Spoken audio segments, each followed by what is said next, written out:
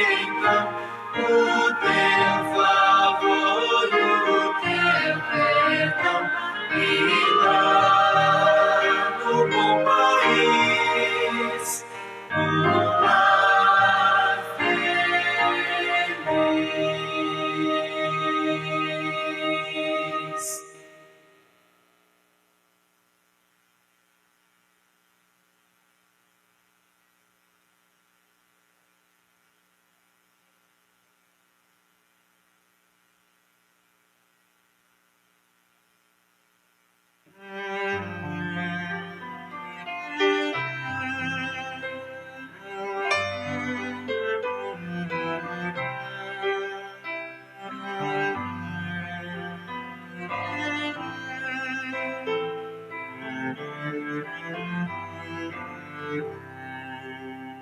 Eu sei que Deus é sabedor do meu sofrer, da minha dor, mas sei também que o meu penar em gozo pode transformar, em gozo pode transformar.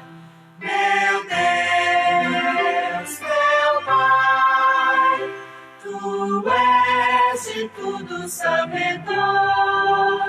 Sim, Deus, meu Pai, vem minorar a minha dor. Eu sei que Deus é sabedor, que fui um grande pecador, mas com poder e compaixão livrou-me da destruição, livrou-me da destruição. Meu Deus, meu Pai, Tu és de tudo sabedor.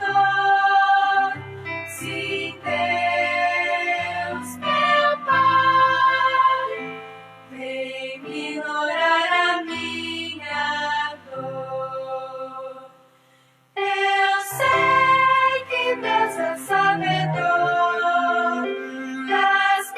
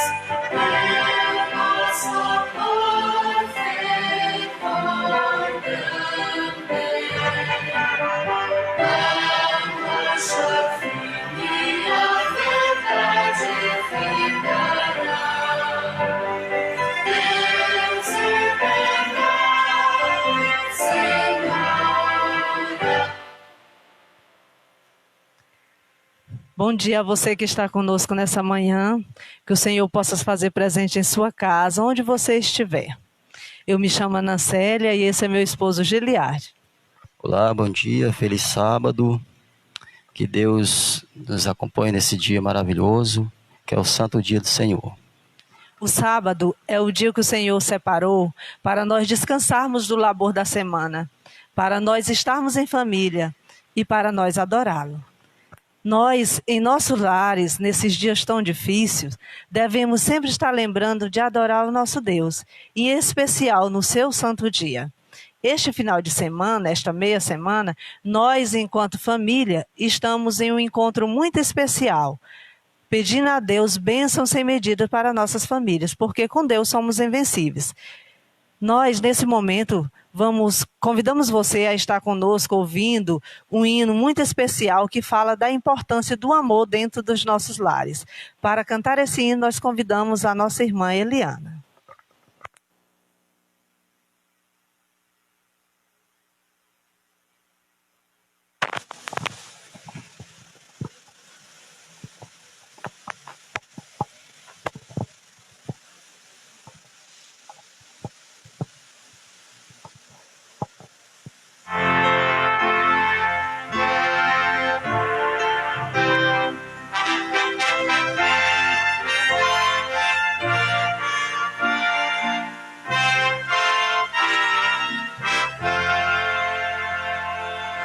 Tudo é belo em derredor, com amor no lar. A beleza em cada flor, com amor no lar. Este amor promove paz, toda mágoa e dor desfaz. De gozo traz sempre amor no lar. Com amor,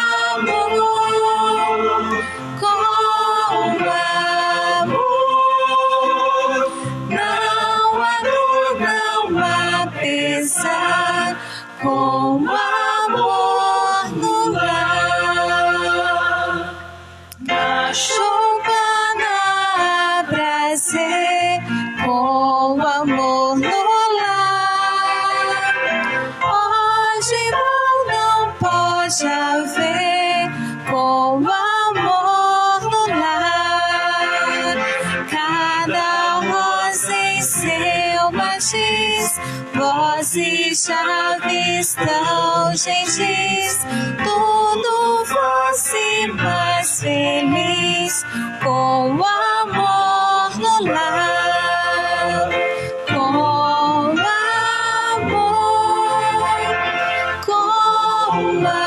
amor, não há dor, não há pesar. Com amor no lar. Meu Jesus, Deus seja teu, dá-me amor no lar. Faz-me renunciar faz-me mais amar. Vida mais feliz terei, hei de estar aos pés do Rei, sempre andando em sua lei, com amor no lar, com amor, com amor.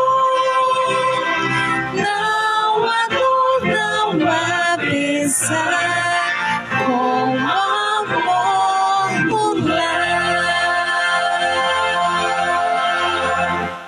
Amém.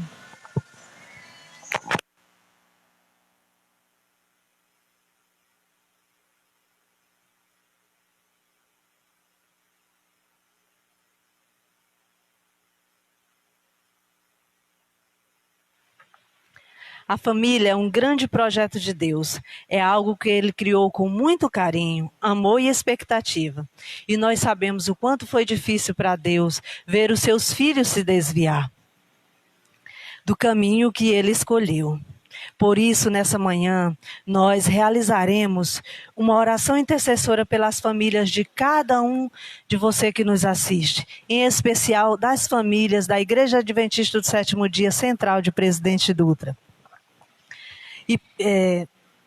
Onde há família segundo o coração de Deus, como a família de Adilson Antunes, Adriana Rodrigues, Albedson José, Aldo da Silva, Ana Vitória, Antônia Euda, Antônia Vanderleia, Antônio Marques, Antônio Milton, Arlisson de Freitas, Arnaldo Rosa, Ataílson Silva, Ataliba Maciel, Augusta Rosa, Bionor Fontes, Celina Silva, Cláudio Ferreira, Deusuíta Maciel, Edmundo Elísio, Elias Cabral, Francisco Barros, Francisco Carlos, Frank Mário, Genésia Rodrigues, Genivaldo Rodrigues, Giliardi Vasconcelos, Hilário de Oliveira, Irailde da Silva, Irenilde Rodrigues, Ivanilde Rodrigues, Ivonete Cesário, Jadilson Rodrigues, Janilma Rodrigues,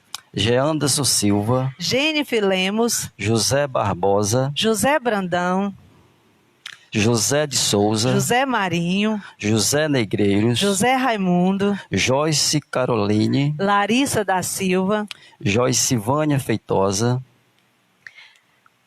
Larissa Nascimento, Leni de Souza, Lorival Pereira, Luciana Virgínia, Lucilene Maria,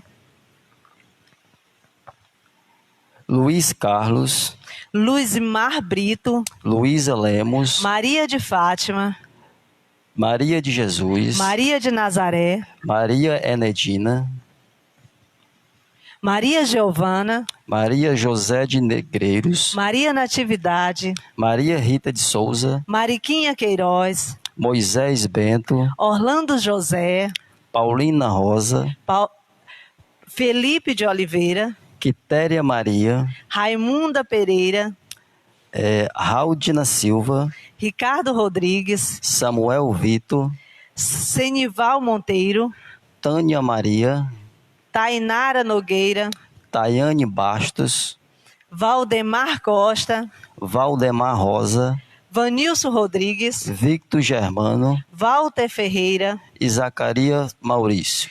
e é também para a família da Eliana Conceição, lá do povoado Palma.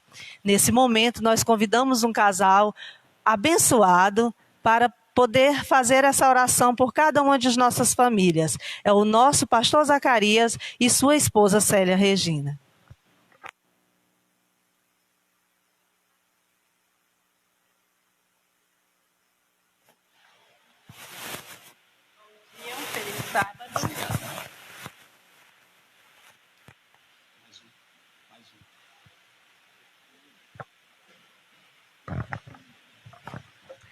Bom dia, um feliz sábado, que Deus possa abençoar cada um de nós. Amém? Bom dia, um ótimo sábado, filho e filha de Deus. Deus seja louvado por você estar aqui conosco nesta manhã de sábado. E que bom que você lembrou que hoje é o dia do Senhor. Eu gostaria de dizer uma coisa muito importante. No primeiro sábado da história deste planeta, haviam Deus e uma família. Adão e Eva, primeiro casal, a primeira família estava unida no primeiro sábado da história deste planeta, junto com Deus. E que bom que sua família está junto com Deus e junto conosco neste sábado. Vamos fazer uma breve oração. Bondoso Pai, eterno Deus, todo-poderoso, que o Senhor, Pai Santo, venha abençoar cada família que está nos assistindo agora. Que o Senhor conceda a cada elas o teu santo e bom Espírito. Abençoe cada casal também, que eles venham a cada dia se firmar, Senhor, em teus caminhos. Fique conosco, perdoe os nossos pecados. Obrigado, grandioso Deus e Pai, por tua graça e misericórdia em nossas vidas. Obrigado, Senhor, por ter criado a família para ser a imagem e semelhança do Senhor. Obrigado por todas as famílias, todos os casais, filhos que estão acompanhando a programação dessa igreja. Obrigado, Senhor, pela presença do Teu Espírito conosco aqui, com estas pessoas também. Que o Senhor venha abençoar-nos de maneira que a cada dia possamos ser um pouco mais a Tua imagem e a Tua semelhança. Nós te rogamos, abençoe a cada família de forma muito especial, as famílias do distrito de Presidente Dutra, aqui no Maranhão. Em nome do Senhor Jesus, amém.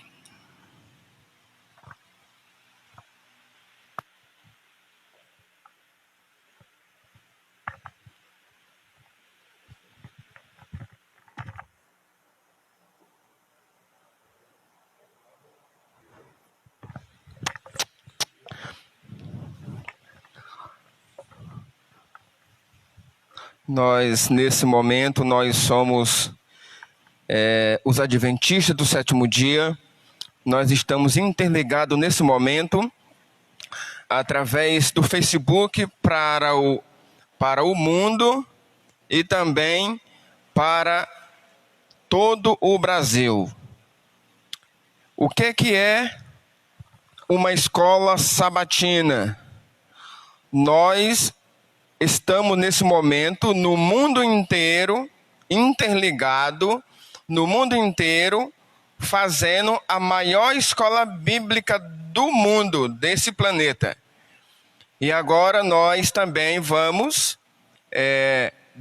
vocês que estão em casa, vocês que estão nas igrejas, vocês que estão em qualquer outro lugar, você que está nos assistindo através do Facebook, nesse momento é a oportunidade onde nós iremos recolhermos as ofertas da escola sabatina para que possa manter esse ministério aonde nós estudamos a palavra de Deus.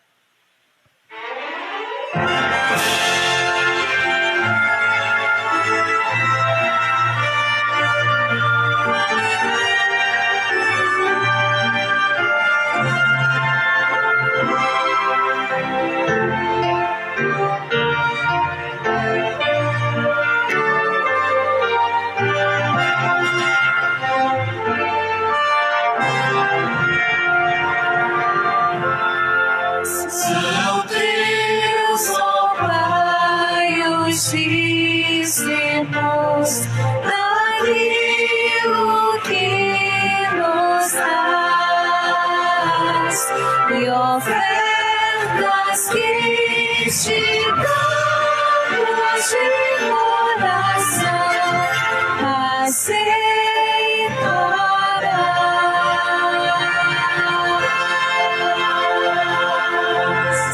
Amém. Nesse momento iremos entregar para Deus tudo aquilo que foi, nesse momento, devolvido aquilo que não é nosso, é de Deus. Vamos fechar os nossos olhos para falarmos com Deus. Senhor Deus, obrigado porque até aqui o Senhor tem nos assegurado em suas mãos. Devido a esse acontecimento dos últimos dias, o Senhor de fato tem abençoado cada um de nós. Colocamos nas tuas mãos aquilo que não é nosso, é seu, é de Deus. E com essa certeza de que, não sendo nosso, precisamos devolver para o Senhor, para que a obra possa ser avançada e o Senhor virá buscar cada um de nós. Em nome de Jesus. Amém.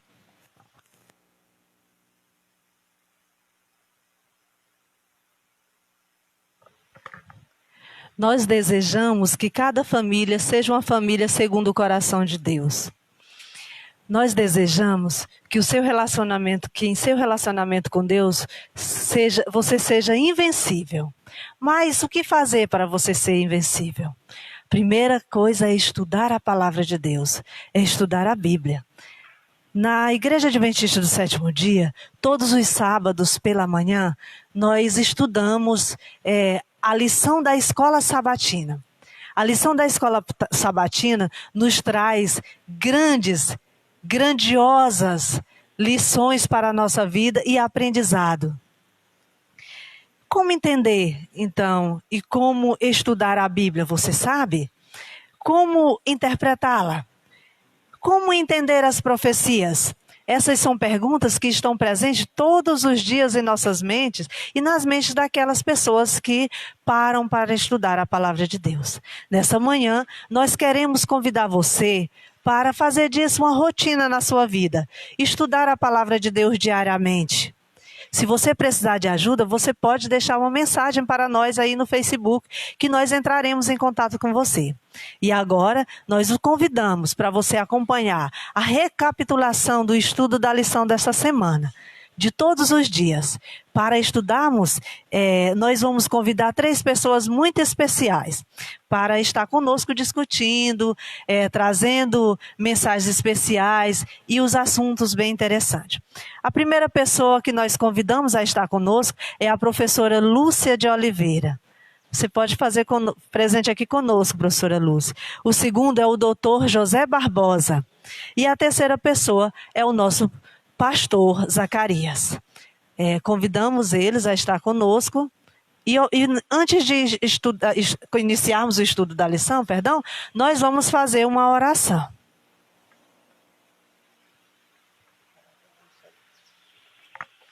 Oremos. Pai Celestial, neste momento, nos entregamos inteiramente nas tuas mãos e te pedimos o perdão dos nossos pecados. E te pedimos ainda que o Senhor permaneça conosco através do teu Santo Espírito, para juntos podermos estudar a tua palavra e compreendermos o que aqui vamos ler e vamos repassar. Por favor, Senhor, seja com essas pessoas que aqui estão. Usa eles, fala através de suas bocas para nós. É o que te pedimos, em nome e por amor de Jesus. Amém, Senhor. Amém.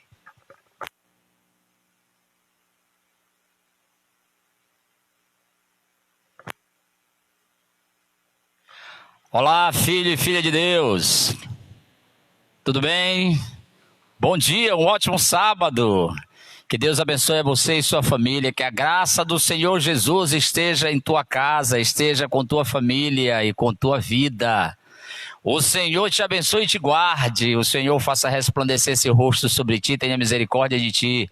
O Senhor sobre ti levante seu rosto e neste sábado te dê a paz. Doutor Júnior, Dona Lúcia Reis, bom dia, um ótimo sábado. Vamos às nossas considerações preliminares para o estudo do nosso guia especial da Palavra de Deus, a lição da Escola Sabatina. Da última vez tivemos, na verdade, um estudo fantástico, né? Sobre a Bíblia Sagrada e não vai ser diferente nessa manhã de sábado. Dona Lúcia Reis, bom dia. Bom dia. É muito bom estarmos juntos para crescermos em conhecimento, né, da Palavra de Deus. porque as profecias bíblicas, elas são essenciais para a nossa identidade e missão. Então é um prazer muito grande termos o privilégio de, mais uma vez, podermos estudar a palavra do grande Deus. Doutor Júnior, nosso ancião, a nossa irmã Lúcia Reis, você já conhece, né? É a nossa distrital de jovens. E o nosso ancião da Igreja Central, aqui do nosso distrito, Doutor Júnior, seja bem-vindo mais uma vez a esse estudo da Palavra do Senhor. Obrigado, agradeço mais uma vez o convite da direção da Escola Sabatina estar aqui, compartilhar a Palavra de Deus. Espero contribuir mais uma vez. Acredito que contribuí na semana passada, em nome de Jesus. E hoje, mais uma vez, espero contribuir com essa lição, com a revisão. Afinal, vamos rever o que estamos durante a semana. Muito bom. Durante todo esse trimestre, nós estamos estudando como interpretar as Escrituras. E nessa ocasião, nós chegamos a um ponto realmente importantíssimo para a interpretação das profecias bíblicas, de forma muito especial, as profecias apocalípticas, do livro de Daniel e do livro do Apocalipse. Mas também que se encontra também em várias partes, em outros profetas e também nos evangelhos. E também nas cartas, tá? São profecias que devem ser analisadas, avaliadas e estudadas, mas ela deve ter, eu diria assim, um livro mestre para a interpretação da Bíblia Sagrada. Eu gostaria de começar primeiro fazendo uma pergunta para os dois. Qual livro deve interpretar a Bíblia Sagrada? Vamos começar com a irmã Lúcia Reis. O livro perfeitinho para interpretarmos a Bíblia, quase não sai, é a própria Bíblia, pastor. E a história, né, ela confirma o que está escrito na Bíblia. Então, a Bíblia mesma, ela se responde, ela se interpreta. Não existe nenhum outro livro mais perfeito do que ela mesma. Doutor, o senhor concorda que o livro que deve interpretar a Bíblia é a própria Bíblia?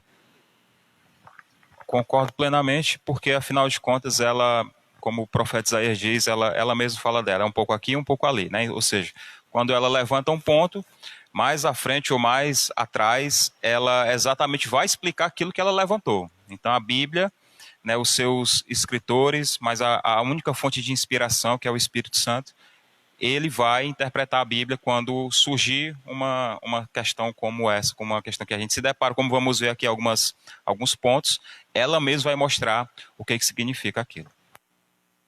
Então, vamos usar a Bíblia. Hoje nós vamos falar um pouquinho de profecias, tá? E vamos ver se realmente... Vamos comprovar, né? Eu tenho certeza, vocês também, creio que os nossos amados que nos assistem agora também têm certeza de que a intérprete da Bíblia é a própria Bíblia, porque, olhe bem nos meus óculos, ei, olhe para cá. Deixa eu te falar uma coisa bem interessante. Olha aqui nos meus óculos. A Bíblia é Deus falando.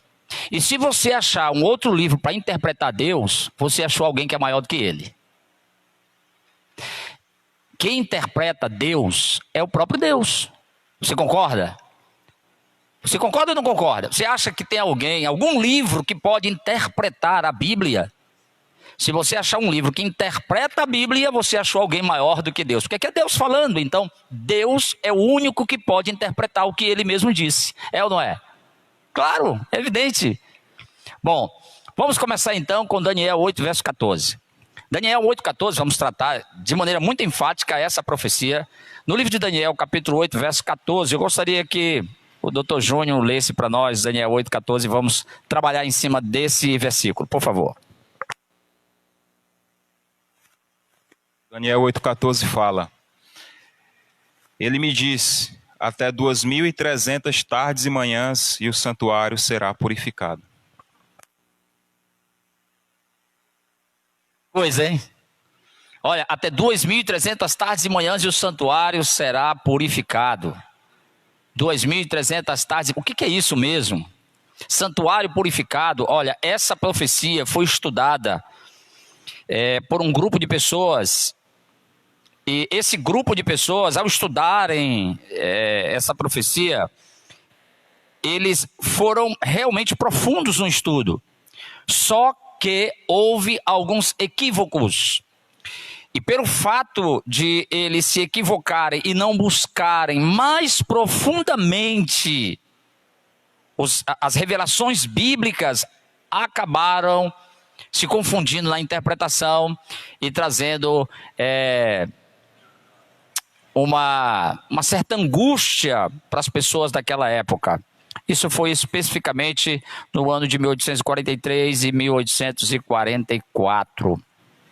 Mas, posteriormente, eles buscaram dentro da Bíblia para saber o que havia de errado na interpretação. E aí sim, através de um estudo mais profundo ainda, descobriram que todos os cálculos que haviam feito estavam certos, segundo a própria Bíblia. Porém, se equivocaram no evento que iria acontecer. Doutor Júnior, dentro dessa profecia das 2.300 tardes e manhãs, nós gostaríamos de conversar um pouquinho sobre a questão do historicismo e as profecias. Eu queria que o senhor se preparasse para falar especificamente sobre a questão do dia-ano. Como trabalhar em cima dessas 2.300 tardes e manhãs, é literal, é profético? Se é profético, como é que se entende tudo isso? Vá se preparando, porque, como se diz aqui no Maranhão, e nós estamos aqui em Presidente Dutra no Maranhão, para o mundo inteiro, aqui o caldo é grosso, viu? Aqui o menino, quando nasce, já come mingau, né? Aquele mingau grosso, papa, né? de coco babaçu. E não é peneirado não, é com bagaço e tudo. Então se prepare aí, que aqui o mingau é grosso, tá bom? Dona Lúcia Reis, vamos começar então com a senhora. Você se prepare aí, viu? Dona Lúcia Reis, qual a maneira correta de se interpretar a profecia bíblica? Nós temos 3 áreas de interpretação para uma profecia. As pessoas costumam usar, teólogos costumam usar as 3. Mas eu pergunto, qual das 3 é a verdadeira interpretação dada por Deus para as profecias bíblicas? Muito bem, pastor. Existem sim três métodos, 3 linhas, né, de pensamento, de interpretação, que é chamada a preterista, né, que tudo se cumpriu ali, bem perto ali, antes dos dias de Jesus. O futurista, né, que são aquele grupo de teólogos, de estudiosos, que pegam as profecias e jogam tudo para o futuro. E existem também os historicistas, que são aquelas pessoas que acreditam, que veem o cumprimento das profecias na história, acontecendo de uma forma progressiva e contínua, que começou lá no passado e vai terminar com a vinda do nosso grande Deus. Então, existem 3 grupos de interpretação. O preterista, que tudo está no passado. Sim. O futurista, tudo está... Tudo para o futuro. E o historicista, que está acontecendo, que já aconteceu, que está acontecendo no presente agora e ainda vai acontecer no futuro. E tem uma citação muito interessante no livro Testemunho para a Igreja, o volume 8, a página 307, que diz... que nós precisamos ver na história o cumprimento da profecia. Precisamos ver na história o cumprimento da profecia. Estudar. Eu acho lindo demais, né, quando ele diz que nós precisamos estudar as operações da providência nos grandes movimentos de reforma e entender a forma, né, grandiosa dos acontecimentos e a preparação das nações para o combate final no grande conflito. Então, podemos analisar o seguinte: nós temos a Bíblia, ela tem um começo, um meio e um fim. E atenção para isso, hein? Começo, passado, o meio é o presente e o fim é o futuro. Por essa análise, podemos chegar à conclusão de que as profecias bíblicas, elas devem ser interpretadas de forma historicista. Se nós ficarmos no preterismo, o futuro não existe. Se ficarmos apenas no futurismo, como é que vamos explicar o presente sem voltar ao passado? Portanto, a interpretação correta das Escrituras não é preterista, passado, nem é futurista, mas historicista. E vendo então, irmã Lúcia Reis, de que a verdadeira interpretação profética ela deve ser historicista, aí eu vou com o meu estimado ancião para saber o seguinte: doutor, a questão das 2.300 tardes e manhãs, da qual o senhor leu no início, são 2.300 dias. Como é que eu vou entender essa profecia? É dia literal? É dia profético? Como é que faz para se entender tudo isso? Por favor, me ajude aí. Certo. Esse ponto é fundamental para que a gente possa realmente compreender a questão das profecias, né? As profecias que estão se cumprindo em nossos dias, se cumpriram boa parte, né? Como pelo meio historicista, se cumpriu no passado, se cumpriu no presente, se cumprirá no futuro. Se, por exemplo, houver uma redução desses dias, digamos assim, 2.300 tardes e manhãs, por exemplo, se houver uma redução, dá nem 7 anos.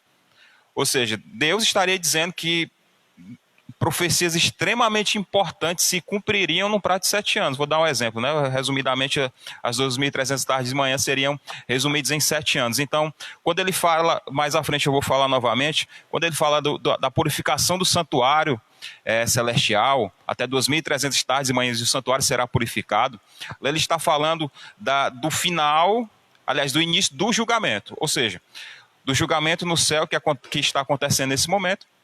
A gente vai ver mais à frente por que está acontecendo nesse momento.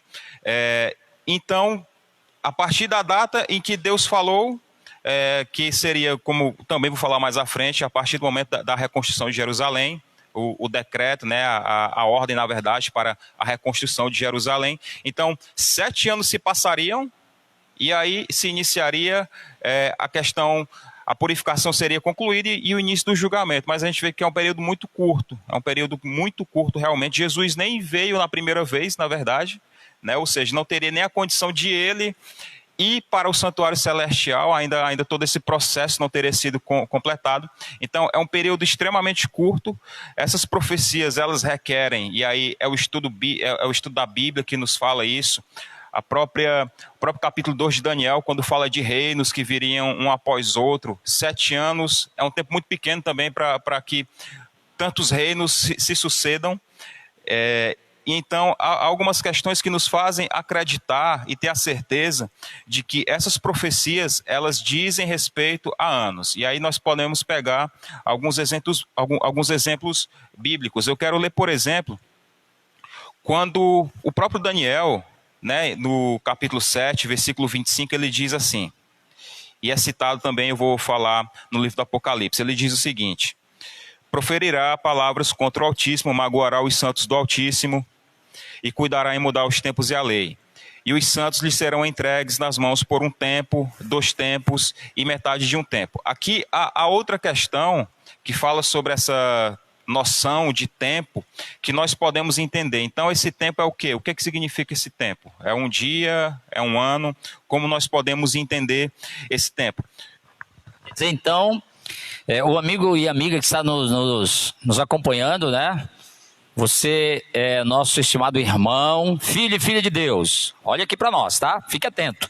O senhor leu o livro de Daniel, capítulo 7, verso 25. Isso, exatamente. E aí ele disse, 1 tempo, 2 tempos e a metade de 1 tempo. Deixa eu somar então, vamos somar. Você em casa aí, vamos somar.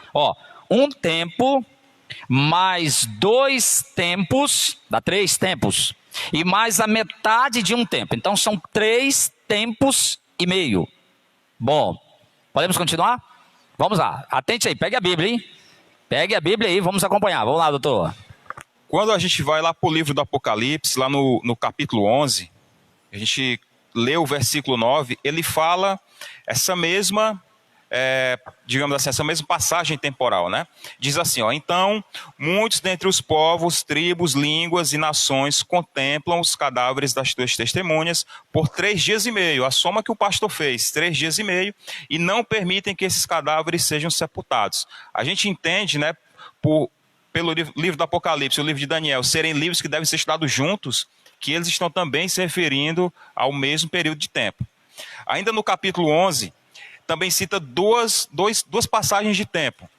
Nós podemos entender que, por ser o mesmo contexto, se referem também à mesma quantidade de tempo. E ele cita de forma diferente. Por exemplo, ele diz no versículo 3, darei às minhas duas testemunhas que profetizem por 1260 dias. Olha, isso já é uma pista para a gente entender o que significa esses tempos. No versículo de número... Eu marquei aqui, deixa eu dar uma pescadinha. O versículo de número 2, na verdade, né? Mas ele fala que durante, se eu não me engano, 42 meses, né? 11 verso 2, isso. Verso 2 diz, mas deixa da parte o ato exterior do santo e não meças, porque foi ele dado aos gentios. Este por 42 meses calcarão aos pés da santa cidade. Esses períodos de tempo, 42 meses, 1260 dias e 3 dias e meio, 3 tempos e meio, na verdade, eles se referem à mesma quantidade de tempo. Como que a gente pode fazer essa soma? Para a gente entender, por fim, essa questão do que é o tempo, nós vamos lá em Daniel, capítulo 11, versículo 13 agora. Daniel 11, verso 13. Isso. Você, nosso estimado irmão, acompanhe. Por favor, pegue a Bíblia, tá? Daniel. Porque uma coisa é você ouvir e a outra é você ver. Certo. Tudo bem? Vamos lá, doutor. Daniel 11, 13. Isso. Daniel 11, versículo 13. Ele vai nos dizer o que significa esses tempos. Porque ele diz assim, ó, porque o rei do norte tornará e porá em campo multidão maior que a primeira, e ao cabo de tempos, olha só, e ao cabo de tempos, isto é, de anos, virá à pressa com grande exército e abundantes provisões. Ou seja, esses tempos que Daniel se refere são anos proféticos. Não, como eu falei das 2.300 tardes de manhã, seria um período muito pequeno também, 3 anos e meio, para que toda uma profecia se cumprisse, de uma profecia magnânima, digamos assim, de grande magnitude, se cumprisse de forma tão ampla. Então, esses 3 anos e meio, esses 3 tempos e meio, se referem exatamente ao que João escreveu nos versículos 2 e 3. 42 semanas, 42 meses e 1260 dias. Ou seja, quando a gente faz uma conta, né, a gente falando de anos proféticos, a gente tem que fazer também o símbolo, né, sendo profecia um símbolo, o símbolo de que um ano tem 12 meses. Cada mês tem 30 dias. Então, quando a gente soma, por exemplo, 12 meses vezes 30 dias, né, então um ano teria 360 dias, vamos colocar assim. Vezes 3 anos e meio daria quanto? Tu que é bom de conta, Lúcia Reis? 1.260 dias, né? E 3 anos e meio também dá quanto em semanas, sendo que cada ano tem aproximadamente 50 semanas, 52 semanas, na verdade, daria... Vai dar 42 meses. Exatamente, vai dar os 42 meses, né? 3 anos e meio vezes 12 meses, digamos assim, 3,5 vezes 12, a Cássia que nos acompanha aqui, professora de matemática, né? Ela não deixa a Bíblia mentir também, né? Tá certo. 3,5 vezes 12 dá 42 Doutor, meses. Então, para resumir aqui essa parte aqui com os nossos estimados irmãos e amigos que nos assistem, filhos e filhas de Deus, então, aqueles 3 anos e meio, vamos fazer uma continha então? 3 anos e meio, na verdade, tempos é o que mesmo? Segundo Daniel 11, verso 9... Daniel 11, 13, né? 13, isso. 11, 13. O Daniel 11, 13, tempos é o quê? Anos. Muito isso. bem. Então, 3 tempos e meio são 3 anos e meio. Pronto, entendi. Quando diz 1 tempo, 2 tempos e a metade de 1 tempo, são 3 anos e meio. Já entendi, 3 anos e meio. Mas terminou? Não, ainda não terminou. 3 anos e meio são quantos meses? 1 ano, 12 meses. Mais 12? 24. Mais 12? 36. Mais a metade, que são 6... 42 meses. Bom, e a Bíblia disse, né? Isso. Por 42 meses, Apocalipse 11, verso 2. Isso. 42 meses. Agora, 42 meses é o mesmo período de tempo de 3 tempos e meio. Agora, também disse 1.260 dias. Esses 1.260 dias é o mesmo período de 42 meses, que é o mesmo período de 3 tempos e meios. Basta fazer a conta. 42 vezes 30. Quanto é 42 vezes 30? 1.260. Olha que coisa fantástica. Olha aqui os meus óculos. Ô, você, olha para cá. nos óculos aqui do pastor Zacarias, olha nos meus óculos e me responda. Qual livro nós estamos interpretando a Bíblia? Que livro nós estamos usando para interpretar a Bíblia? Alguém tem algum livro aqui diferente para interpretar a palavra de Deus? Nós temos um guia de estudo, mas ele não interpreta a Bíblia. Qual livro nós estamos usando para interpretar a profecia? A própria Bíblia. Então preste atenção, por favor. Deus não pode ser interpretado por ninguém. Entendeu? O próprio Deus explica o que ele mesmo quis dizer. 3 tempos e meio é igual a 42 meses. 42 meses são 1.260 dias. Agora, doutor, me ajude aí. 1.260 dias são literais? São proféticos? Se são proféticos, como é que eu vou entender o que significa cada dia dessa profecia? Por favor, me ajude. Novamente a Bíblia nos explica, né? A Bíblia, ela traz essa explicação usando, né, falando através do profeta Ezequiel, e também lá no livro de Êxodo, ele cita diretamente, no livro de Números, na verdade, Números 14, 34, mas eu quero ler Ezequiel no capítulo 4, no versículo 7, quando ele vai explicar o que cada dia, de forma profética, significa, né? Então a gente lê aqui, Ezequiel capítulo 4, versículo 7, diz assim: 40 dias te dei, cada dia por 1 ano. Voltarás, pois, o rosto para o cerco de Jerusalém, com o teu braço descoberto, e profetizarás contra ela. Ou seja, Ezequiel nos explica que cada dia é 1 ano. Ele dá um recado de que cada dia que aquele povo viveria, na verdade, cada dia significaria 1 ano. A mesma coisa que aconteceu lá no deserto com o povo que saiu do Egito. Eles murmuraram, etc. E durante os 40 dias que eles ficaram lá, Deus diz, vão ficar agora 40 anos para aprenderem, né? Vamos, resumidamente, vamos colocar assim, para aprender a obedecer a Deus. Vão ficar durante 40 anos no deserto. De castigo, isso. Então, a Bíblia nos mostra que, para Deus, do ponto de vista profético, 1 dia significa 1 ano. Então, a profecia que fala 1.260 dias, na verdade, são 1.260 anos, e aí contempla toda a questão profética. Primeiro, é um longo período de tempo, que pode se desenvolver de forma, como eu até coloquei, de forma magnânima, de forma grande, de forma complexa. Tem a ver com o simbolismo que a profecia pede, isso é até fundamental, ler o contexto em que a profecia está sendo dada. E tem a ver também com expressões específicas, assim a lição coloca, né? Então a lição coloca, por exemplo, 2.300 tardes e manhãs. Aí é uma referência a dia de uma forma bem particular, né? A gente escuta, passou um dia e manhã, né? A gente vê na Bíblia isso. Então, essas expressões particulares nos mostram que é um dia profético. É um dia profético. Então, dessa forma, nós vemos que a Bíblia, ela nos mostra que um dia, quando estudamos profecia, de acordo com o contexto, quer dizer 1 ano. Tarde e manhã, 1 dia. É só ir ao livro do Gênesis, capítulo 1. Houve tarde e manhã, 1º dia. Houve tarde e manhã, 2º dia. Então, tarde e manhã é 1 dia. 2.300 tardes e manhãs são 2.300 dias.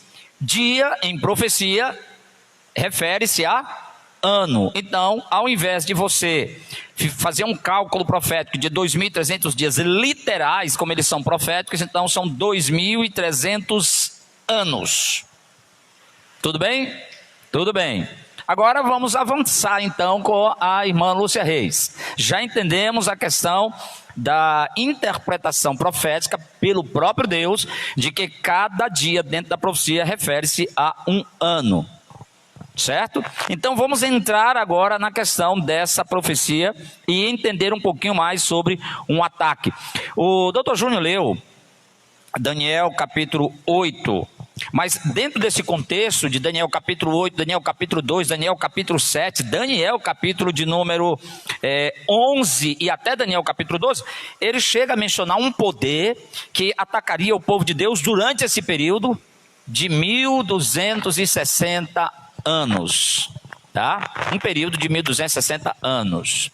Eu queria que a senhora falasse um pouquinho sobre esse poder e entrasse um pouquinho na questão profética, por favor. Muito bem, então Daniel, ele retrata a história assim, de uma forma maravilhosa, que se nós acompanharmos direitinho, nós vamos entender o que está acontecendo em nossos dias, e o que aconteceu e o que vai acontecer. Em Daniel 2, ele retrata a história do mundo através de uma estátua.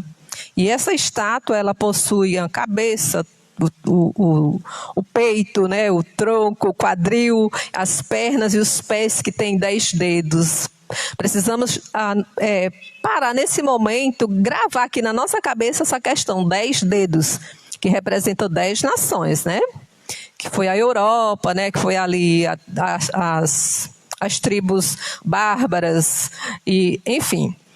E quando nós avançamos para o capítulo 7 de Daniel, nós encontramos ali agora a história retratada através de animais. 4 animais que representam, esses animais representando também os mesmos impérios. Em Daniel 8, aparecem ali já 2 animais, mas tudo acontecendo dentro do período histórico. Quando não trata mais ali Babilônia, porque o período já havia passado. Então, o animal assombroso, que é o 4º animal de Daniel 7, ele possui 10 chifres. E os chifres, em profecia, ela representa poder. Quando a gente olha Daniel 8, os 2 animais também, o bode, ele tem um chifre, né? E esse chifre do bode, ele é quebrado. E nesse bode, então, ao quebrarem o chifre, nascem mais 4, que representam 4 generais. E lá em Daniel 7, quando nós olhamos os 10 chifres ali, que são as tribos bárbaras ali, e a gente vê que houve ali ela representando então o poder romano, assim como lá na estátua, né? Ele representa também. Quando a gente vai para o período que nós estamos vivendo hoje, que é o período de ferro e barro, né? Esse poder terrível que continua forte, embora tenha tido as suas crises. Mas a gente então vê que 3 dessas tribos foram vencidas, foram enfraquecidas. 3 tribos. 3 tribos. Os Érolos, os Vândalos e os Ostrogodos. Agora, uma coisa que é interessante, irmã Lúcia Reis, para a gente continuar naquele mesmo pensamento, e um pensamento verdadeiro, de que a própria Bíblia se auto-interpreta, Deus, ele interpreta a si próprio. Em Daniel capítulo 8, como a senhora está mencionando, bem no versículo de número 20 e 21, ele nos diz o seguinte, olha só, acompanhe conosco aí na Bíblia. 20, aquele carneiro com 2 chifres que viste são os reis da Média e da Pérsia, mas o bode peludo é o rei da Grécia. Você percebeu que animal é um reino, um poder? A irmã Lúcia Reis está mencionando exatamente isso. Os 4 animais que Daniel viu no capítulo 7 são 4 poderes sucessivos, 4 reinos que se levantariam um do outro. Aí eu vou ao doutor Júnior agora. Doutor, então o senhor estava certo no que falou? Aquele período não poderia ser um período literal, por exemplo, 2.300 dias literais, porque é um período muito pequeno para abranger toda uma história, sucessão de reinos, queda de reinos. Está certo isso mesmo, doutor? Só está errado a parte que eu estava certo, quem está certo é a Bíblia, né? Certo. Então, exatamente, é necessário que seja um período longo, né? É necessário que seja um período dessa forma, para que realmente a profecia ela tenha sentido, e ela também se cumpra, e ela também tenha um período para que ela se cumpra, ela seja realmente considerada cumprida. Então é necessário esse período de tempo. Então agora eu volto aqui à irmã Lúcia Reis para saber o seguinte. No capítulo 7, verso 25, que o doutor leu, ele diz o seguinte, né? Que um poder iria perseguir o povo de Deus. Atenção, hein? Atenção, povo de Deus. Ei, olhe para cá, ó. Ei, olhe para cá. Ei, Dona Maria, a senhora que está aí na cozinha aí querendo lavar a louça agora, pare aí, não lave não, hoje é sábado, viu? Guarde aí. Deixa eu lhe falar uma coisa, olhe para cá, ó. Doutor, eu queria que o senhor lesse de novo Daniel 7, 25, e depois eu vou aqui com a senhora para a gente descobrir que poder é esse. Tá certo? Vamos lá. 7, verso 25, doutor. Certo. Esse poder, né, que estamos conversando nesse momento, ele proferirá palavras contra o Altíssimo, magoará os santos do Altíssimo e cuidará em mudar os tempos e a lei. E os santos lhe serão entregues nas mãos por um tempo, 2 tempos e metade de um tempo. Pronto. Aqui nós temos, atenção, olhe para cá, ó. nós temos aí uma profecia realmente fantástica. Ele está dizendo o seguinte, ó, tem um poder, esse poder seria o quarto animal, Daniel capítulo 7. Qual era o primeiro animal mesmo, dona Lúcia Reis, primeiro animal? Leão. Leão. O segundo, doutor? O segundo, diga aí. O urso. O terceiro? Leopardo. E o quarto? Terrível e asqueroso. Terrível, espantoso. Só que João no Apocalipse chama esse animal de um dragão. Agora uma coisa que é interessante, esse último animal, ele iria perseguir o povo de Deus, ele iria matar muitos santos, ele iria mudar a lei de Deus, ele iria mudar os 10 mandamentos, e ele também iria perseguir o povo de Deus por um período de 1260 anos. Na história, nós só encontramos um poder que se encaixa dentro dessa profecia. Qual poder na terra mudou os 10 mandamentos? Qual poder na terra perseguiu o povo de Deus durante um período de 1260 anos? Aí você deve recorrer aos livros de história geral, de maneira muito enfática, ao período da Idade Média, a Idade Escura.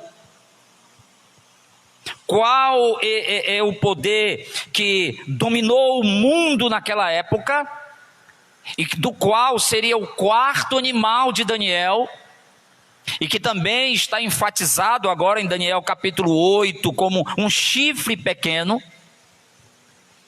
Que poder foi esse, irmã Lúcia Reis? Agora a batata esquentou para o seu lado.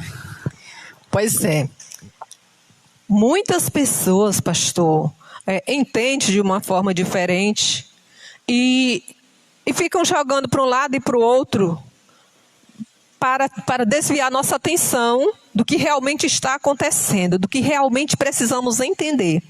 Quando nós olhamos a história, acompanhando assim de uma forma progressiva e analisando com cuidado o que está escrito na Bíblia, não tem para onde fugir que não é o poder romano.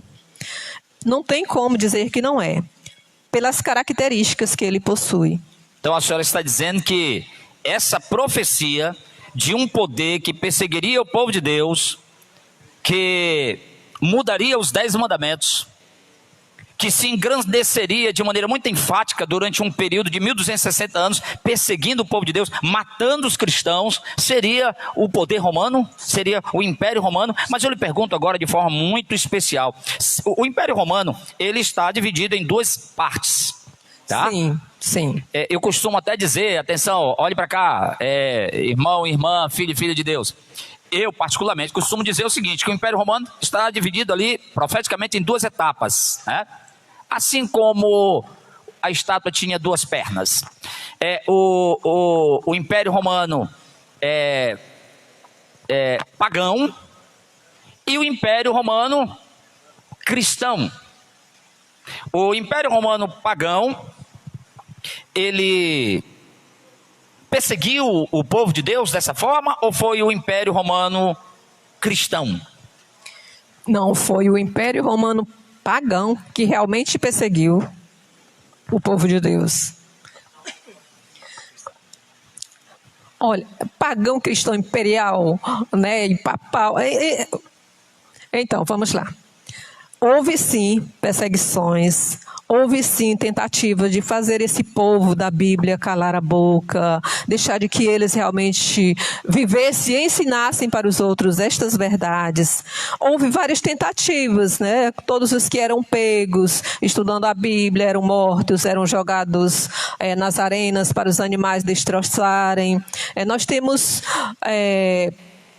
a chamada Inquisição que aconteceu, que foi uma verdadeira perseguição, uma dificuldade muito grande para aqueles que acreditavam no Deus Todo-Poderoso. Quer dizer, então, deixa eu entender aqui, a senhora disse que foi o Império Romano pagão, mas pagão pelo fato de não querer acreditar na Bíblia, não é verdade Bíblia, né? Mas o período mesmo já era cristão. Sim. Ah, ok, então, para os amigos que estão nos ouvindo, o período em que esse Império Romano perseguiu o povo de Deus, foi o Império Romano que se dizia cristão. Na verdade, nunca foi cristão, né? A senhora não está totalmente errada no que está dizendo, não. Porque realmente é o Império pagão mesmo, porque não quer acreditar na palavra, né? O Império pagão.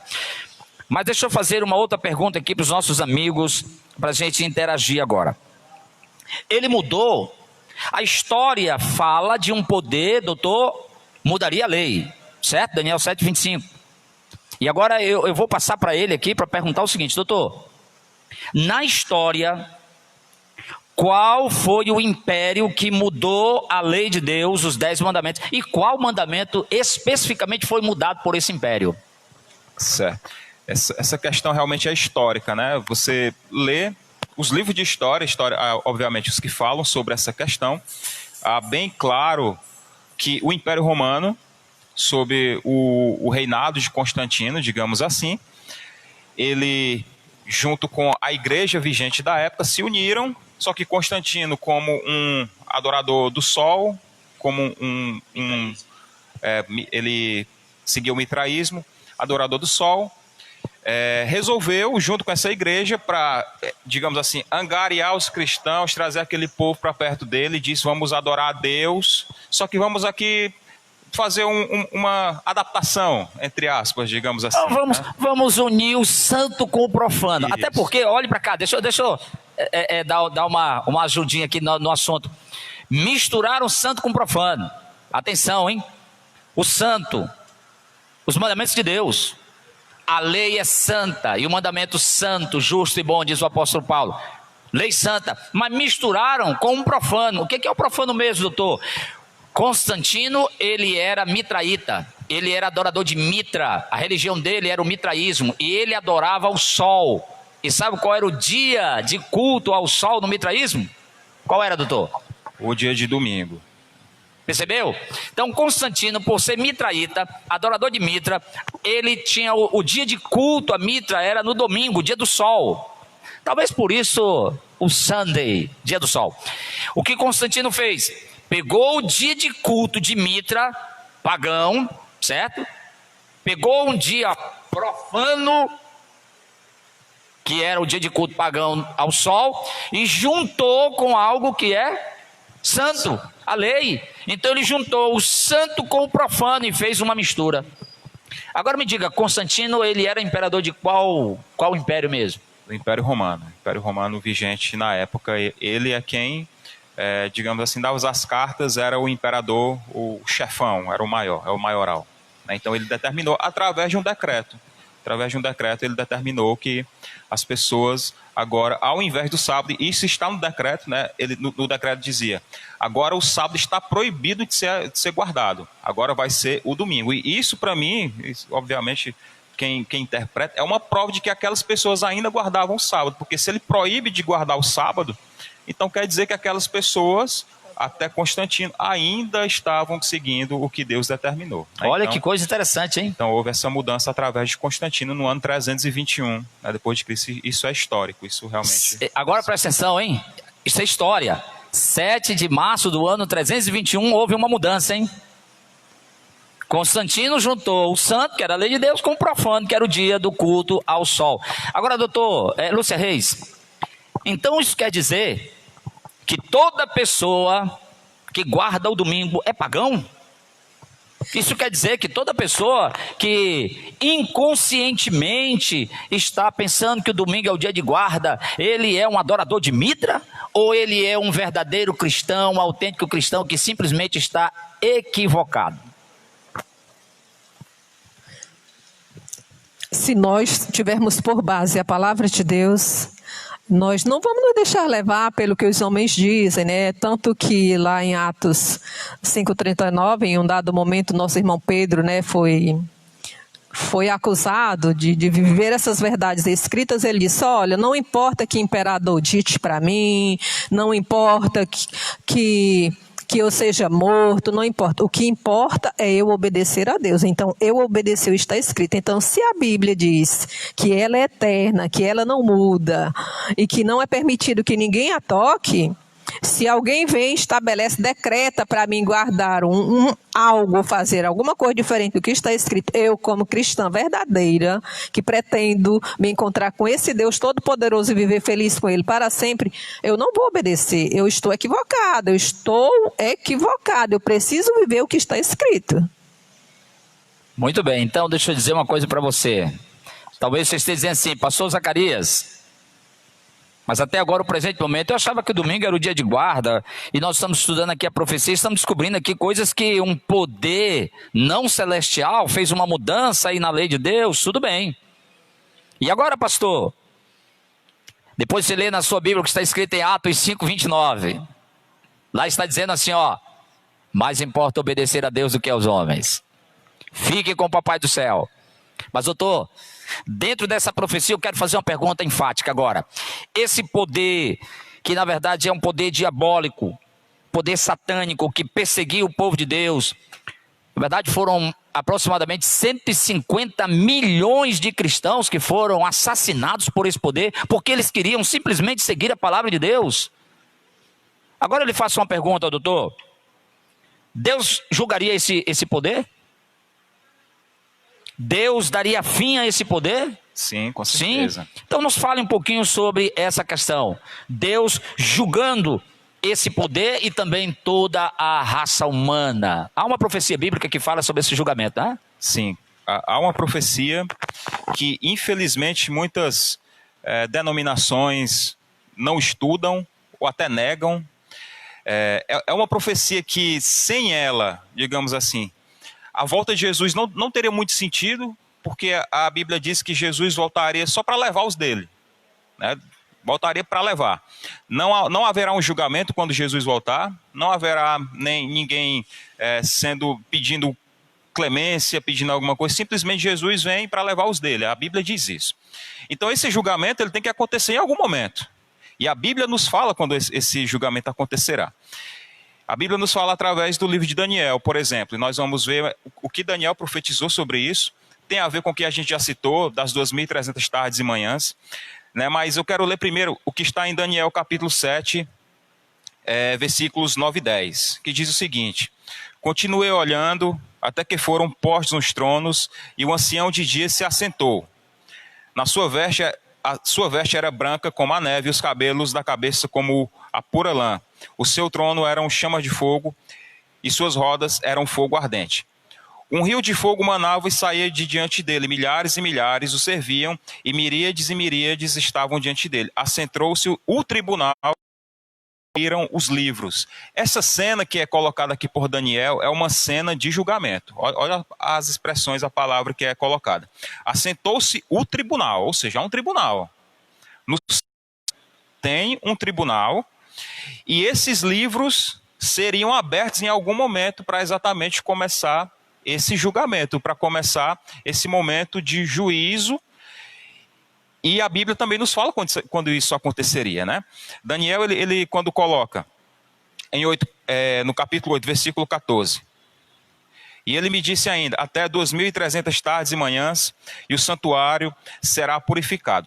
Quando há a menção do santuário, é muito importante a gente entender o ministério do santuário terrestre, né? Nós só podemos compreender o ministério do santuário celestial pelo santuário terrestre, é a forma mais fácil de nós compreendermos, né? O santuário terrestre ele é uma cópia do santuário celestial. Deus, ele disse para que, quando deu as orientações a Moisés, que fosse construído um santuário de acordo com o do céu.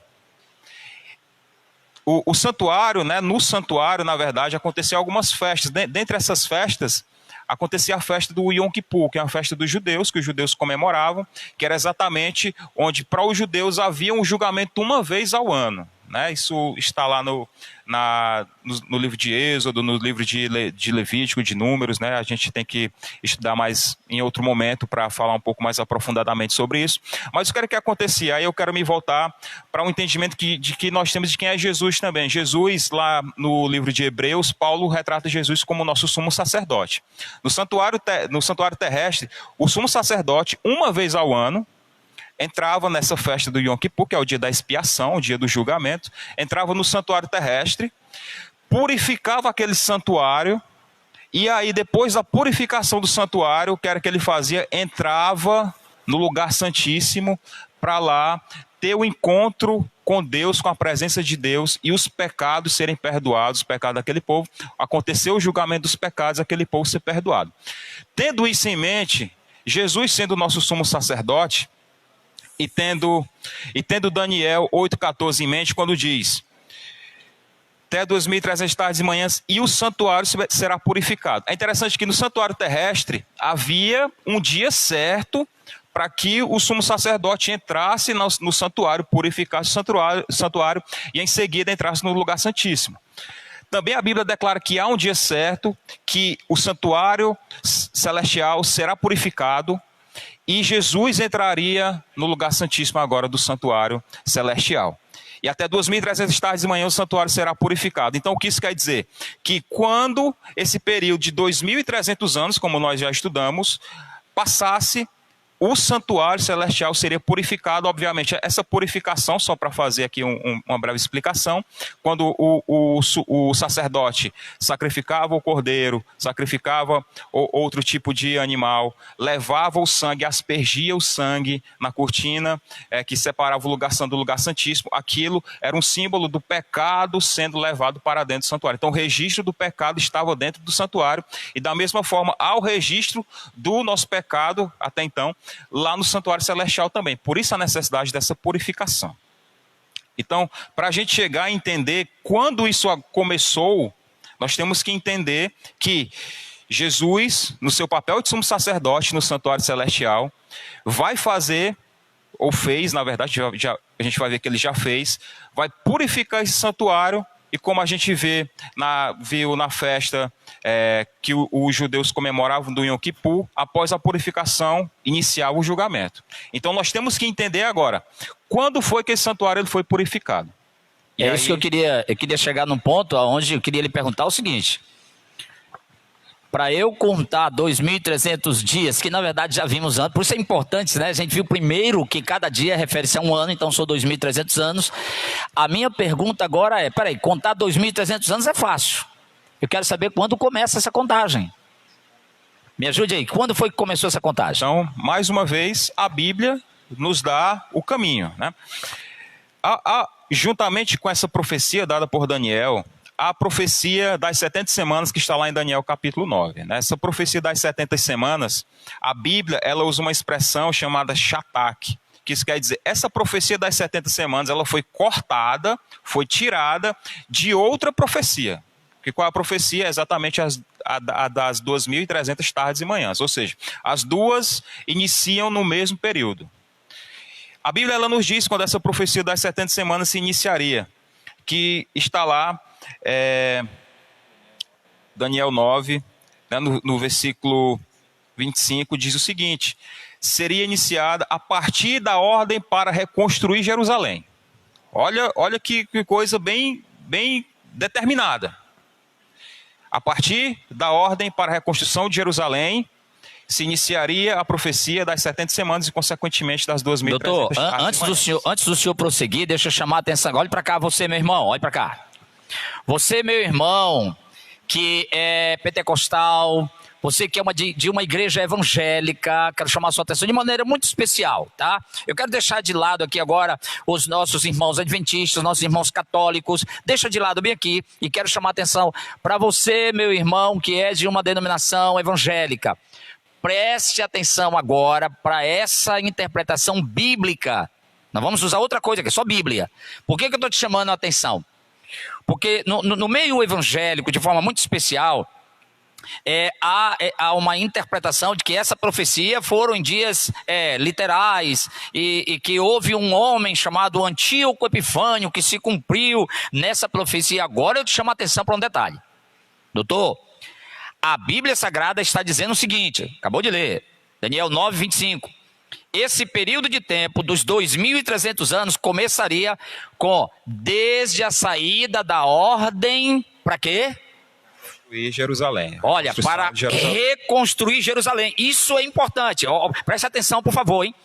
Reconstrução de Jerusalém. Então, se você tem dúvida, porque houve 3 decretos para reconstruir Jerusalém. Mas preste atenção. Se você quer saber qual é a data de início, o que ele tem que fazer, doutor? Nós temos que ver a profecia das 70 semanas, que ela vai determinar quando Jerusalém seria reconstruída, o final da sua reconstrução, quanto tempo demoraria. Então vamos usar a história agora. Vamos usar a história? Isso. Qual o ano em que Jerusalém foi reconstruída? A sua reconstrução terminou no ano 408 a.C. Pronto. pegue o ano 408, olha que coisa interessante, agora a gente usa a história. A história diz o seguinte: Jerusalém foi reconstruída no ano 408. Então, se são 7 semanas proféticas, né, para reconstruir Jerusalém, 7 semanas dá quanto tempo, doutor? 7 vezes 7, né? 49. Então, 49 anos. 49 anos. 49 anos Jerusalém seria reconstruída. Então, Jerusalém foi reconstruída em 49 anos, como Deus disse. E ela terminou a reconstrução no ano 408. Então, você volta, nesse período o calendário era como? Contava decrescente, né? Decrescente. Então, você pega o ano 408 e volta. Se eu voltar, em que ano começa a profecia, doutor? No ano de 457 a.C. Olha que coisa linda! Então, 2.300 anos, começa no ano 457, com o decreto de um rei chamado? Atarxerxes. Pronto, então você pega 457 e agora você conta. Vamos dar um salto logo, vamos deixar os detalhes da profecia para uma próxima oportunidade. Do ano 457, você traça 2.300 anos e Deus está dizendo: ao cabo de 2.300 anos, a partir do ano 457, eu vou começar a julgar o povo na terra de forma muito especial, este poder diabólico que perseguia o meu povo. Doutor, em que ano começou o julgamento de Deus lá no céu, então? Certo. Então, fazendo essa conta, né, contando a partir do ano 457, somando 2.300 anos, nós chegamos no ano de 1844.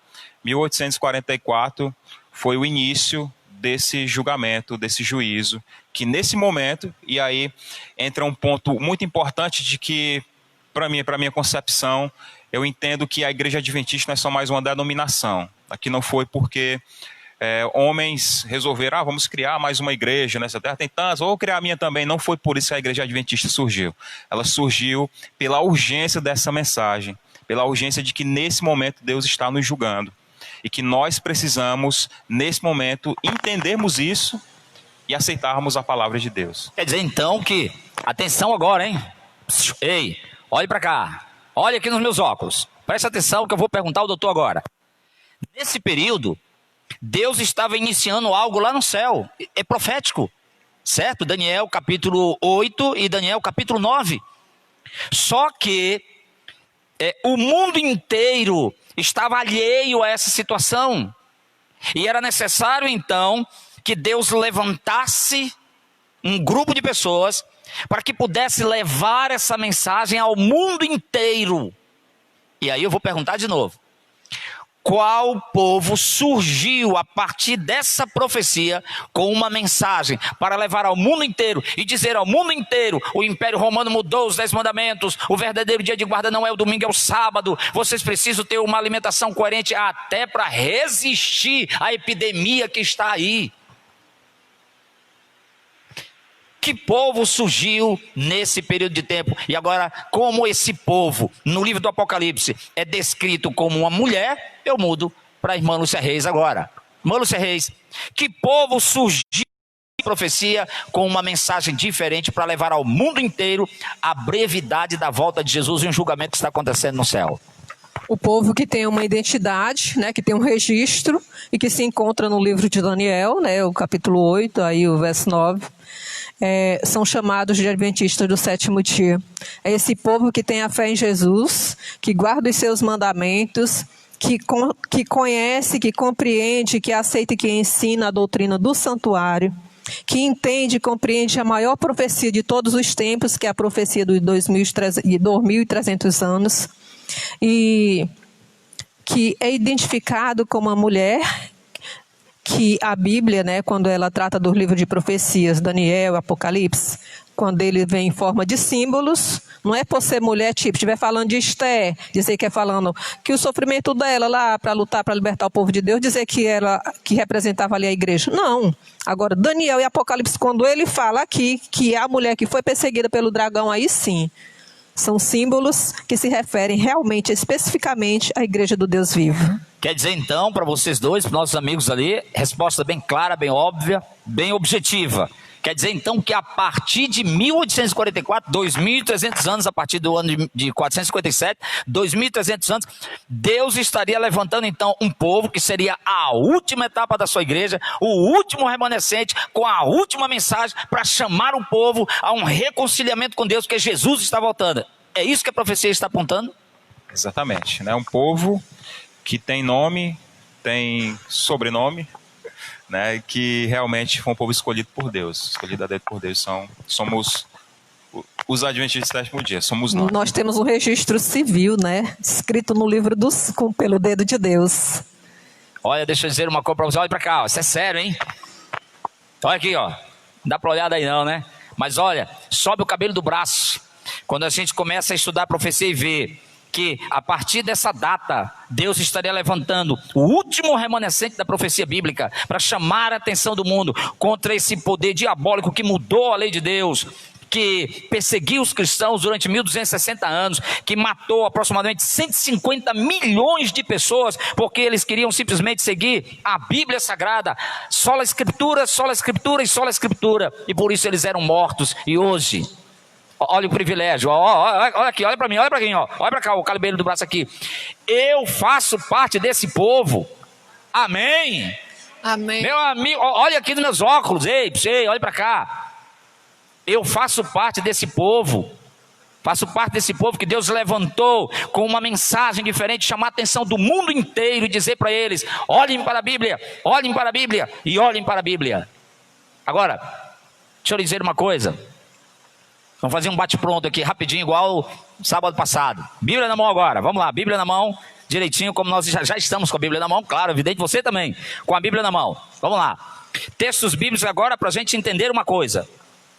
Vamos começar aqui com Mateus 12, 40, irmã Lúcia Reis. Mateus capítulo 12, versículo 40. Alguém uma vez disse assim, ó, preste atenção, ele disse assim: esse negócio de Jonas, Jonas dentro de um grande peixe, isso é ficção, isso é loucura, como é que um homem vai caber dentro da barriga de um grande peixe, que história é essa? Dona Lúcia Reis, falando um pouquinho de tipo e antítipo, falando um pouquinho de comparações que são feitas no Antigo Testamento que se aplicam ao Novo Testamento. Mateus 12:40 fala de que mesmo? Mateus 12:40, ele fala de uma coisa pequena que apontava para uma coisa grandiosa, né? Para nós entendermos algo grandioso, de repente eu falando logo de uma vez, nós não vamos entender, mas quando eu começo a preparar, vamos dizer assim, mostrando um pouquinho aqui para que ele possa compreender. É tanto que para a gente correr tem que dar os primeiros passos, né? Então estava falando que Jonas, ele, por desobedecer, foi tragado pelo peixe, passou 3 dias na barriga do peixe. 3 dias. E a gente pensa, mas por quê? O que isso representa? O que isso tem a ver? Qual a lição que vamos encontrar aí, né? Está apontando para quem? Lá em Mateus 12:40 nos deixa bem claro. Olha, eu vou ler para você, viu, amigo? Você precisa conhecer o que está escrito. Não perca tempo só lendo sobre Harry Potter, sobre séries, disso e daquilo. Tudo é fantasia. No final você vê que o super-homem não existe e que tudo só é ficção. Então, gaste o seu tempo, viu, jovem, estudando a história geral, para você compreender realmente a Bíblia. Leia a Bíblia, aprenda o livro dos livros, que você tem por professor Jesus Cristo. Nos diz, porque assim como este Jonas 3 dias e 3 noites no ventre do grande peixe, assim o Filho do Homem estará 3 dias e 3 noites no coração da terra. Então Jesus confirmou que a história de Jonas é verdadeira. Confirmou. Ei, para você que não acreditava na história de Jonas, se você não quiser acreditar, vai ter que dizer que Jesus é mentiroso. Sabe por quê? Jesus disse: assim como Jonas ficou 3 dias e 3 noites no ventre do grande peixe, o Filho do Homem ficará 3 dias e 3 noites no seio da terra. Agora, doutor, Mateus 19:36. João, né? João Desculpa, 19, eu falei Mateus, perdão. João 19:36, é isso mesmo. Diz o seguinte: isto aconteceu para se cumprir a Escritura, nenhum dos seus ossos será quebrado, né? Que já está no momento da morte de Jesus, né? Quando João coloca para que se cumprisse as Escrituras, a Escritura, ele está se referindo lá a Êxodo, né? Êxodo capítulo 12, versículo 46, que diz o seguinte, tem uma referência, né? O cordeiro há de ser comido numa só casa, da sua carne não levareis fora da casa, nem lhe quebrareis osso nenhum. Olha que interessante, né? Então, o entendimento é que a profecia, essa escritura que se cumpriu, estava se referindo, comparando Jesus, colocando Jesus como o cordeiro que foi usado lá no momento da última praga lançada sobre o Egito, né, da morte dos primogênitos, que Jesus foi aquele cordeiro que foi morto também naquele momento do livramento da última praga daquele povo. Jesus foi o mesmo cordeiro que morreu lá na cruz. Então, assim como Jonas, no ventre do grande peixe, era uma tipologia a respeito de Jesus, 3 dias morto. Assim como, no caso que o senhor falou agora, ossos não quebrados do cordeiro, tipologicamente Jesus Também não teve seus ossos. Olha que coisa interessante. Agora, dona Lúcia Reis, o nosso bate-pronto aqui agora, João capítulo 3, versículo 14 e 15, por favor. João 3, 14 e 15, ele nos fala que do modo porque Moisés levantou a serpente no deserto, quando ele estava, né, lá com o povo em desobediência, sendo picado lá pela serpente, então Deus orientou ele que ele levantasse ali, que alguns até por falta de conhecimento dizem que ali é Deus ensinando a gente a ter imagens, entendeu? Para adorar. E não é. Ali, aquela serpente, ela apontava para algo maior. Todas as pessoas que eram picadas e olhavam para aquela serpente, elas eram curadas. Por quê? Porque aquela serpente, ela representava o próprio Cristo, que seria levantado também em uma estaca, em uma cruz, para o perdão dos teus e dos meus pecados também, para a cura das nações. Muito bem, então, vamos confirmar, né? Está escrito, do modo porque Moisés levantou a serpente no deserto, assim importa que o Filho do Homem seja levantado. Ao verso 15, para todo aquele que nele crê, tenha vida eterna. Então, nós podemos verificar então que existem certas tipologias na Bíblia em que você pega algo de maneira muito enfática. No Antigo Testamento você encontra muito isso, né? E que você vai encontrar a concretização destes tipos já no Novo Testamento, né? Por exemplo, o cordeiro representava Jesus, 3 dias Jonas no peixe, Jesus, a serpente no deserto, Jesus, e nós vamos encontrar vários tipos assim, né? Bom, vamos concluir agora, e eu gostaria de ouvir vocês fazerem as suas considerações finais já para nosso encerramento. Olha, foi muito bom, viu? Muito bom. Eu tenho certeza que você em casa aí está dizendo, pastor, já vai terminar a escola sabatina, pastor? Está tão gostoso realmente estudar a Bíblia, né? Eu lembro, amigos e amigas, olhem para cá, ó. Eu lembro que uma certa vez eu dava estudo bíblico para minha família. E começamos ali por volta das 9 horas da manhã na casa do meu pai. E ali estavam meus irmãos, meu pai, minha mãe, todos ali. E já era mais ou menos, por volta de mais ou menos 2 horas da tarde. A minha irmã mais velha, a Beta, chegou para mim e disse assim, meu irmão, vai almoçar, vai comer um pouquinho. E eu disse para ela assim mesmo, minha irmã, eu não tenho fome quando estou falando da palavra de Deus. Eu lembro disso como se fosse hoje. E realmente você está certo. Pastor, mas passa tão rápido, já está terminando. Olha, quando a gente está comendo a palavra de Deus, realmente a gente não sente fome, não sente sede. É uma coisa fantástica, né? Uma coisa impressionante. Mas o tempo voa e chegou a hora de terminar. Que pena, né? Que maravilha. Mas o próximo sábado tem mais, pode ter certeza que tem mais, tá bom? Vamos começar com a senhora agora, irmã Lúcia Reis, suas considerações finais, seu abraço carinhoso aos nossos amigos. Sim, é com muito carinho que nós, nesta manhã, pedimos a você que estude, né, que se dedique no estudo da palavra de Deus, conheça a história, onde você está inserido. E o mais importante de tudo isso é que permitamos que o Deus Todo-Poderoso, ele esteja passeando, esteja dentro, para nos ajudar a escrever uma boa história, que possamos ser verdadeiros cristãos, como nos apresenta, como nos define o símbolo, né, do Maranata, que é o jovem ajoelhado e os dedos levantados são os 4 As, aguardando, anunciando, apressando e abreviando a vinda desse Deus Todo-Poderoso. Doutor Júnior, suas considerações finais, aquele abraço carinhoso dos nossos amigos. Bem, a lição dessa semana ela é de fundamental importância para a nossa fé, também, obviamente, mas eu acredito que o estudo profético, ele é imbatível quando você se confronta com alguém que questiona a Bíblia. Quando você estuda, por exemplo, a gente citou, né, mas não nos aprofundamos aqui, sobre a profecia das 70 semanas de Daniel, capítulo 9.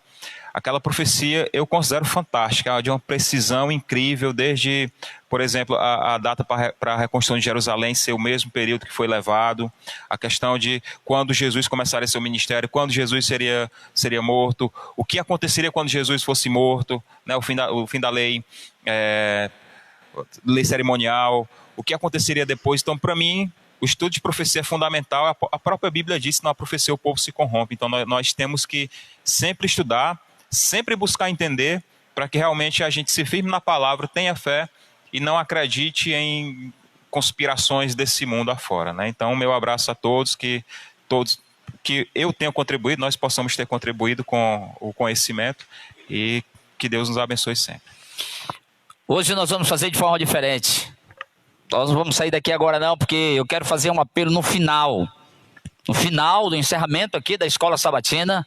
O pessoal vai entrar agora para fazer o encerramento, nós vamos continuar aqui, eles vão fazer o encerramento, vai ter uma música especial e a nossa oração só será feita no final, porque eu tenho algo muito impressionante, tenho duas coisas fantásticas para dizer para você. Atenção, hein?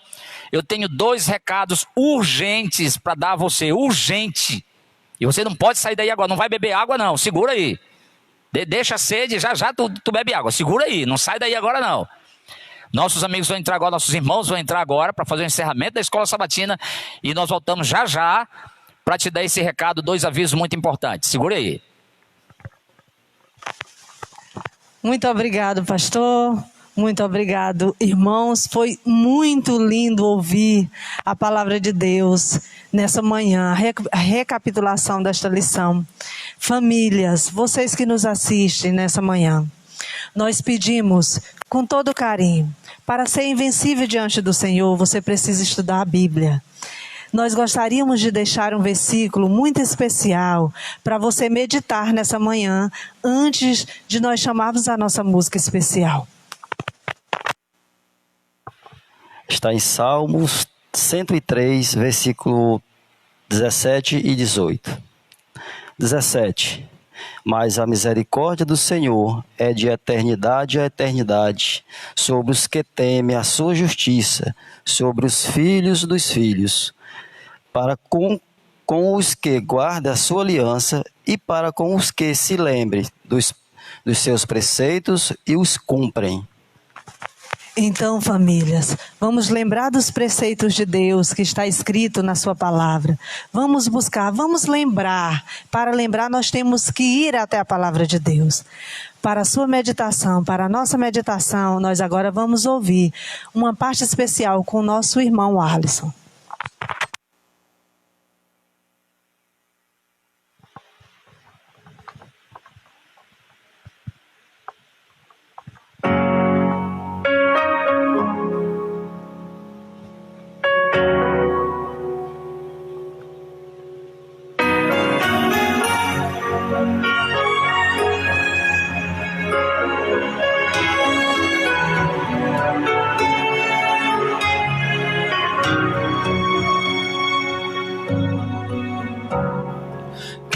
Te pedir, meu Senhor,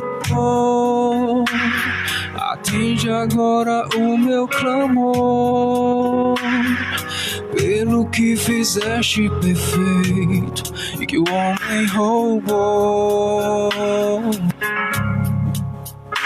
O amor que não existe mais, como foi há muito tempo atrás. A alegria que existia no lar hoje se esfriou. O filho que dos pais se esqueceu, a família que não se fala mais, a filha que perdida está, o casal que pensa em se separar. o desprezo que o vovô suportou, a indiferença que sofreu a vovó. O orgulho invadiu corações, mas Deus pode restaurar esse amor. Só Deus pode restaurar esse amor. Só Deus pode restaurar esse amor. Ele é o Cordeiro que vem do céu para restaurar e abençoar teu lar. Só Deus pode restaurar esse amor. Só Deus pode restaurar esse amor. Basta só você pedir com fé. Tua família Ele irá restaurar hoje.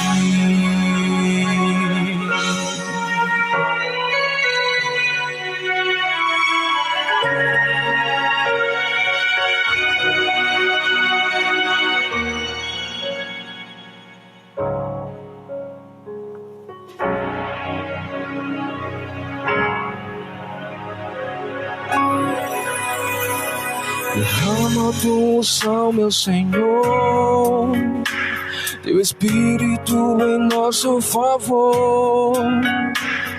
Somos tua existência, a sua criação. Eu te peço, pelo amor que não existe mais, como foi há muito tempo atrás. A alegria que existia no lar hoje se esfriou. O filho que dos pais se esqueceu, a família que não se fala mais, a filha que perdida está, o casal que pensa em se separar, o desprezo que o vovô suportou, a indiferença que sofreu a vovó. O orgulho invadiu corações, mas Deus pode restaurar esse amor. Só Deus pode restaurar esse amor. Só Deus pode restaurar esse amor. Ele é o Cordeiro que vem do céu para restaurar e abençoar teu lar. Só Deus pode restaurar esse amor. Só Deus pode restaurar esse amor. Basta só você pedir com fé, e tua família Ele irá restaurar hoje.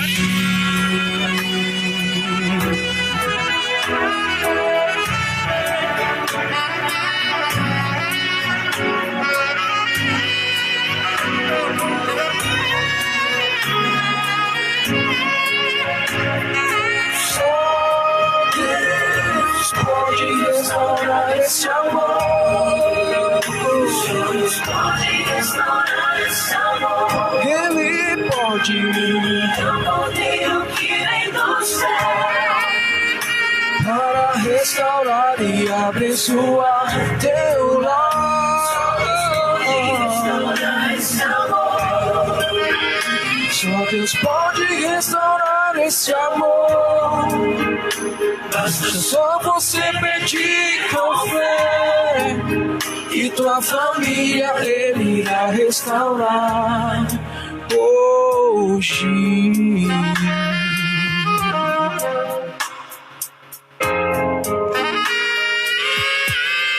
Irá restaurar. Basta só você pedir com fé. Basta só você pedir com fé. Oh, oh, oh, oh.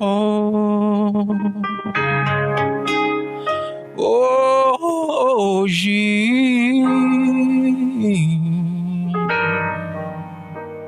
Amém? Que Deus seja louvado nesta manhã. Obrigado, irmão Alisson, homem de Deus. E aqui nós queremos encerrar, então, ao estudo da escola sabatina. E eu quero dizer algo a você. Vou deixar minha Bíblia aqui do lado. Eu quero falar algo muito especial para você, para nós podermos encerrar com uma oração. Dessa vez, o Dr. Júnior vai encerrar com a oração, mas antes eu quero duas grandes verdades para você. Olhe para cá. Tem um amigo nosso que diz assim: chega mais perto. Eu vou chegar mais perto agora. Preste atenção no que eu vou lhe dizer agora. Eu cheguei perto de você agora. Presta atenção, hein? A irmã Lúcia Reis mencionou aqui as profecias no livro de Daniel, de forma muito especial, o capítulo 2 e o capítulo 7. Eu quero te chamar a atenção para o capítulo 2. Cabeça de ouro, peito e braços de prata, quadril de bronze, pernas de ferro e pés de ferro e barro. Atenção agora. Depois vem uma pedra e atinge os pés. A pedra, reino de Deus, Jesus de Nazaré, a volta de Jesus e trazendo o seu reino para destruir todos os impérios mundiais. E só um império passará a existir. Só o império onde o verdadeiro imperador, onde o verdadeiro rei é Jesus de Nazaré. Agora presta atenção, hein? A pedra não atinge a Babilônia, cabeça de ouro. A pedra não atinge os medos e persas, peito e braços de prata. A pedra não atinge o quadril de bronze, a Grécia. A pedra não atinge as pernas de ferro, Roma. A pedra atinge os pés de ferro e barro. Atenção, hein? Se você quer destruir alguém, você atinge o pé ou a cabeça?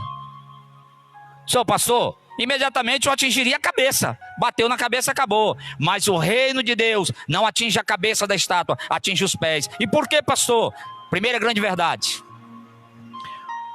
o reino de Deus não seria implantado na época da Babilônia. O reino de Deus não seria implantado na época dos medos e persas. O reino de Deus não seria implantado na época da Grécia. O reino de Deus não seria implantado na época de Roma. O reino de Deus seria implantado a partir de quando o Império Romano fosse dividido em 10 partes, os 10 dedos. Portanto, abra seus olhos, preste atenção, abra bem seu ouvido agora. O reino de Deus será implantado em nossos dias. Amém. Segundo grande recado. Preparado aí para ouvir? Lá vai. Daniel capítulo 7. Agora eu vou aqui com o doutor. Deus inicia um julgamento. Daniel capítulo 7, capítulo 8, capítulo 9.